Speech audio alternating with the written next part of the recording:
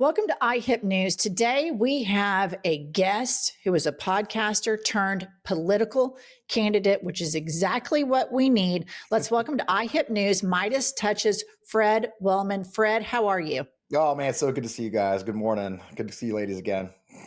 It's so good to see you. And you have decided to throw your hat in the ring in Missouri, which I believe is Josh Hawley's state. Is that correct? That's correct. Josh Hawley and Eric Schmidt, two of the greatest senators. We got quite a crew. Yeah, I'm running against incumbent Ann Wagner, Republican. She's been in office 13 years, has held exactly 0 town halls, but she has successfully, she's successfully tripled her net worth. So She has that to $26 million. So yeah, it's interesting. We just haven't had representation. She just doesn't talk to us at all. So we jumped in the race. What is the response you're getting from people, let's say both Democrats and Republican, to your candidacy? It's been interesting. The energy on the Democratic side is everything. I mean, one of the things I say a lot is we have to take the energy of these No King protests. I'll give you an example. Our second No Kings protest here in my county, in my district, we had a thunderstorm. We had huge lightning storms, right? And 7,000 people went out in the rain to protest Donald Trump and what's happening. So again, right outside my opponent's office, ironically. So if we could take that energy, so there's this vast energy at the grassroots level for people who want to be led, people who want to have voices, people who want to be represented. So taking that and funneling it into a campaign is my big goal. Interesting enough, I had conversations with Republicans. I was at a veterans barbecue last weekend, and a guy said to me, he goes, what do you do? I said, well, I'm running for Congress. He goes, oh, Ann Wagner's got to go. She's terrible. She doesn't do anything for us. I agree. He goes, I hope you're a Republican. I said, I am not. And he goes, well, I can't vote for a Democrat. I said, look, let me put it this way, buddy. When it comes down to me versus Ann Wagner, you can go in that booth and just that one time, get rid of Ann Wagner. And the good news about my job, if I win, is that I have to be rehired every 2 years. So if I suck, you can fire me in 2 years. I said, but the fact is we all agree we're not being represented at all. And he goes, all right, Fred Wellman. I'll remember that name.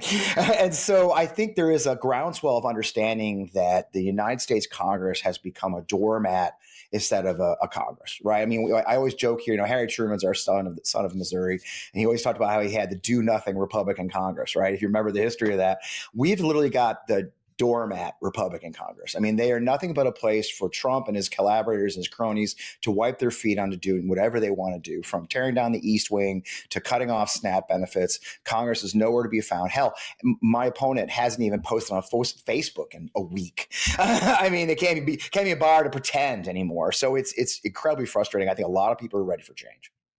You just brought up something that's really important that I think we need to talk about. And you said when you were at this barbecue that he said, well, you're a Republican, aren't you?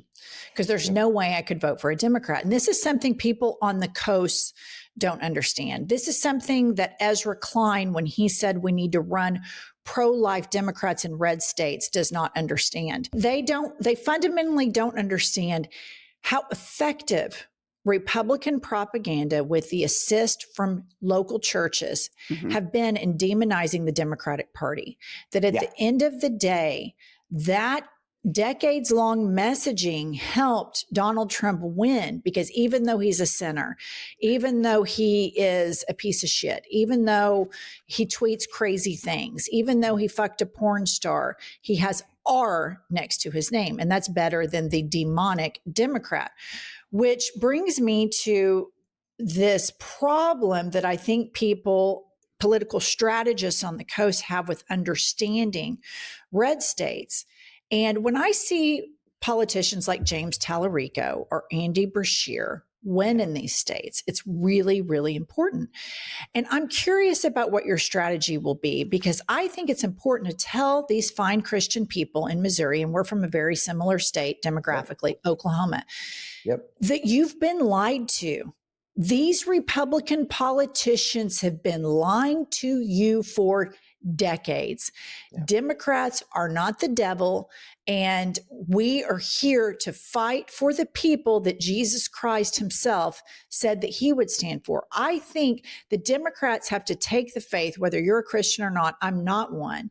But in order to penetrate a deeply religious electorate, they have to use it because the Republicans have been using it for decades with impunity. Yeah. And I think it has to be used to remind these Christian voters that Jesus Christ was a radical empath and fought for the marginalized. And so I'm curious about what your strategy will be in this, because I think this cycle, we're going to have a lot of canaries in the coal mines. And if we were ever to switch some of these deeply red R seats to D's, I think you cannot do it without bringing up faith. So what are your plans to tackle it? And so I'm pro-choice. It's funny, that same conversation, the gentleman said, look, I'm pro-life. I said, great. I was raised Catholic. I respect your opinion, but that's not the issue right now. The issue right now is that we're not being represented. We are not being, we can argue about the details, but the fact is we all agree that in Washington, D.C. has left us behind. I'm a Missouri Democrat. So I like to say as I'm a Missouri Democrat. Missouri Democrats are going to work to get things done. You know, my representative has not been present. So one of the ways we're fighting that is like what you said. They haven't been exposed to Democrats. You know, look, I had great opponents that ran previous to me, Democrats, all good people. I know all of them, like the last 6 races, but none of them were able to mount a challenge that it also enabled them to go out and meet the people. Our best chance was during COVID. Unfortunately, we couldn't get out. So we are building a campaign focused on just being present, you know, being out amongst. Look, I am who I am.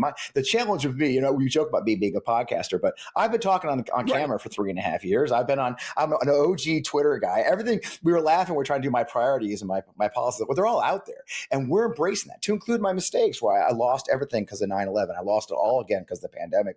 And that's out there. It's public record. But what I do tell you is I'm a leader who's going to lead for you. And I was asked in an interview from a local political reporter in St. Louis. He said, Fred, if Josh Hawley comes to you with an idea and it's a good idea, will you cross party lines? It's like, it's not about crossing party lines at that point. It's about being elected by the people of Missouri to represent the people of Missouri. And if Josh Hawley, blind squirrel gets a nut, or, you know, what do you, clock is right, broken clock is right twice away. I'll say this. Josh Hawley worked very hard on a bill to get radiation. We have a radiation issue. Probably people don't know, but much of the work done for the Manhattan Project was done here in the St. Louis region. Okay.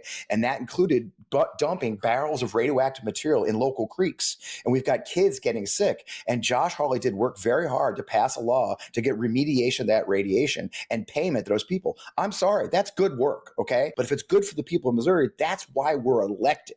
And we can make a very clear case that the people in Washington, D.C. right now from the state do not represent us at all, to include our own elected officials, where the governor of Missouri said they wanted to redistrict the state because they wanted to get Missouri values. It's like, I'm sorry, buddy, that map came from Washington, D.C. So the way we're making our case is that I do talk about my upbringing as a Catholic. It's not something I do now, but I was raised, you know, as something I was quoted in a piece the other day saying, Matthew 40:25, you know, as you do unto my brothers, you do unto me, right? The least of us should be represented. Cutting off food aid to 655,000 Missourians is not Christian and it's not decent. And I talk a lot about my value. It's interesting. I had it's a funny story, you guys. You'll appreciate this. I had a guy actually like threaten me, okay, who lives here. It was ugly. And I blocked him on all my social media. He actually connected with me on LinkedIn, and we discovered that we'd served in the 101st Airborne together. As you guys might remember, I'm a 22-year Army vet, right, 4 combat tours. This gentleman and I, who lives in the district, by the way, or just outside the district, we served in the same unit at the same time. We started talking on LinkedIn. He goes, did you hang out at the Black Horse Pub in Clarksville? Like, dude, that was my hangout. Like, we probably hung out at the same bar. So we decided to meet for a beer. And my family hated it, but I said, let's meet. And we had this is before I decided to run. And he said 2 really fascinating things. He says, Fred, the one thing about you, I've watched you for years, and I disagree with almost everything you stand for. But the one thing I do respect about you is you've always stood for your values, and you've never wavered from that. And I respect the fact that you'll fight for your values, and our values do cross. And I thought that was a really insightful thing. I stand for certain things. Treat people with decency. Killing should be immoral. You know, it's like these are things. And by the way, representation is in the title. The title of the job I'm running for is representative. And if you're not representing the people who elected you, why are you there? And unfortunately, my opponent represents the banks. She's the number one, the majority of her bills she's ever fielded have to do with banking. You know, and so they've gotten rid of the CFPB. That was making help. You know, it's just thing after thing. And then on top of that, you see the challenges. Soybean farmers in my district are struggling now because of decisions that Donald Trump has made. Look, the first article of the Constitution is the Congress. They have the power of tariffs, not Donald Trump. So we go on and on. We could pull that thread. But I tell you guys, in the end, I'm running because my own family is the perfect storm for this moment, right? My oldest son-in-law is a National Guardsman in Virginia who was actually at the Unite the Right rally and now is in danger of being called to an American city. My oldest son works in a corporate job, can't get out of his starter home that he got during the pandemic because he just simply can't afford it. Because we all know the gap between median income and median house costs is the highest it's been in history. My youngest daughter owns a small business that has worst summer in 5 years, all because of tariffs. She imports products to make soap, bath, and body products. And then my youngest son, who now works in healthcare, of all things, a year ago, he was a bartender in a very popular local restaurant in his town. They didn't give health insurance. He went to the ACA to get health insurance. He qualified for Medicaid. And so I'm watching on TV last spring as our representatives in Washington say there's these 27-year-old men laying around on their couches playing video games and getting free healthcare. And I'm looking at my son working his ass off at a business that doesn't even offer healthcare, and he's being smeared by the people who are supposed to represent him. And they're calling him names because he needed help. I'm tired of that. We should all be tired of that. And then back to your question, none of that's Christian. None of that's about helping the poor. None of that's about helping the least of us. We're talking about the following a man who washed the feet of others. We're talking about the man who hung out with prostitutes. Okay. And now today we're talking about celebrating the loss of food for fucking people in our needy, disability, disabled, elderly. So I come back to Missouri every time. Here in Missouri, we recognize that we can do better, that we should be represented. And a Missouri Democrat needs to go up there and actually do what's right for Missourians and not necessarily for anybody else. Pam's last question. Okay, I know you are a veteran. You're very vocal about being a veteran and supporting veterans. And going across your district and at large, what is the response that you are getting regarding how the current Department of Defense, aka the Department of War, what is their response to how it's being handled now with the NDAs going into American cities? What is their response? Just horrified. I was at there's a standing protest outside my opponent's office every weekend. I went out there. There was about 3 veterans out there, and every one of them is horrified by the idea that we're ordering our troops to just murder people in the open ocean. There's no question in any of our minds anybody who's served in combat knows that rules of engagement aren't this thing. They're handcuffs. Okay, no, they're to keep us from committing war crimes. Okay, and what's being done right now are war crimes. We are ordering our troops to murder people. Okay, and there's no question about that. But I also tell people that the fact is, I do also want my service member friends and all to hold their powder till they're really ordered to do illegal shit. I think we're at that point. What we're being ordered to do in the ocean is illegal. There is no war powers at all in this situation. There's no national emergency. None of that applies. Trump and Hegseth, they're spinning their wheels trying to come up with a legal justification for outright murder. And there's no question in my mind. I had the deputy judge advocate general of the United States Air Force was on my show on Friday, and he just flat out said, Fred, these are murders. And so we are in a very dangerous place, and we're asking our service members to do very dangerous things. And I got to tell you guys, the way the law works, those guys pulling the trigger will be responsible for those murders. And Pete Hegseth is going to walk. Okay. So we have to stand up for them. So I want to be a voice for those and say, this is murder. You're ordering our troops to murder people, and that's unright. And then we go on top of the many just outrageous things Hegseth has done, from the Christian nationalism, forcing service members to go to his prayer meetings during the duty day, from firing anybody who crosses them, to his weird paranoia, like I said, an NDA. We have top secret clearances. The guy flying a Predator has a top secret SCI clearance. Okay. He doesn't need an NDA unless you're doing something illegal shit. Right. And it all goes back to that first week when Pete Hegseth came in. Everybody talked about how he fired the Air Force chief of staff and others, but the real key, you guys, is he fired all the Air Force's top legal people, the JAGs, and has not replaced them with permanent replacements. You only fire the lawyers when you want to do illegal shit. And so as I talk to people in the district, the veterans especially care. And look, I served 4 combat tours. I was an aviator. I led Apaches in the Desert Storm. We did a lot of killing. Okay. It is what it is. Anybody I met in my 22 years in the Army and then my 15 years since I retired who relished killing, who celebrated killing, who eagerly frothed over the idea of killing others, and I'm not talking anybody, enemies, otherwise, was never right in the head. Right. So when I see people like Pete Hegseth or Lindsey Graham or anyone else on TV saying, yeah, we're killing the right people, if you take pleasure in the murder of any other human being other than approaching it like it's your duty and something you do to protect your country, you're not right. Okay. So when I look at Pete Hegseth, I see an immoral, broken person leading our troops into very dangerous places who is clearly not a good person. And he can pretend all he wants about his Christianity and his Bible church. But in the end, when you eagerly and relishlessly murder other human beings for any reason, you're not right in the head. I'm sorry. You're my exactly friends, right. and that's the thing. Look, my friends, some of the people I know who have the worst PTSD. Isn't because stuff happened to them. One of my best friends has lifelong PTSD because he killed somebody in a scuffle at a checkpoint and had to kill this guy. Justifiable killing. He was an enemy. But the idea of taking another human's life has affected him for the rest of his life. That's how it should be if you're raised right. So I question those who are celebrating the killing of others.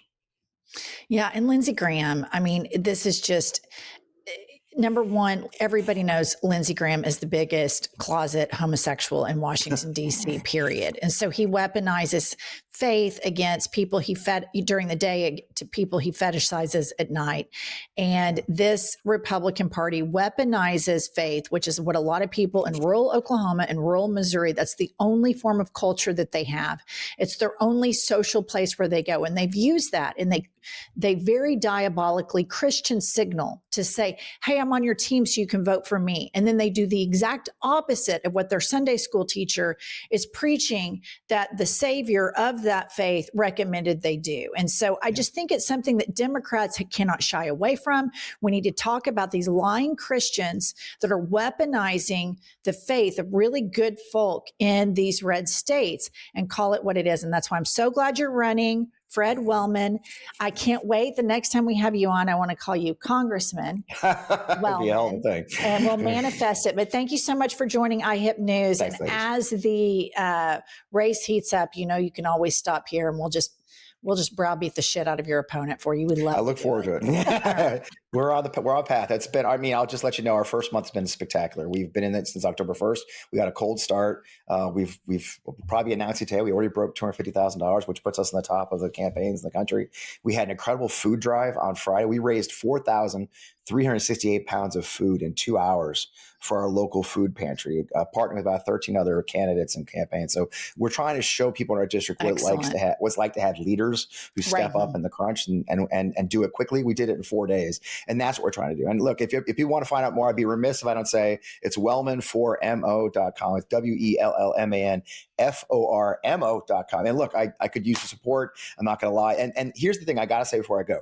This is a winnable race. This is not one of those jousting with windmill races. I'm not winning to move the needle. My opponent is in polls showing her underwater against a Democrat. We just had Gallup say it's a D+9 or 8 year. We have never seen a more vulnerable candidate. We just need somebody who could bring together the district, bring together our support, win St. Louis County. So this is not one of those districts you're throwing your money away on to a losing candidate. We are anything but that. This is a campaign that will win. We've got DCCC support coming in for this one. This is a fight. So any support I can get, I appreciate it. Wellman4mo.com. Thank you, ladies. I appreciate your time as always. Fred Wellman, get out there and F him up and get in that ass and win this race for us. All right. We'll see you later. Bye. Thanks. Bye now.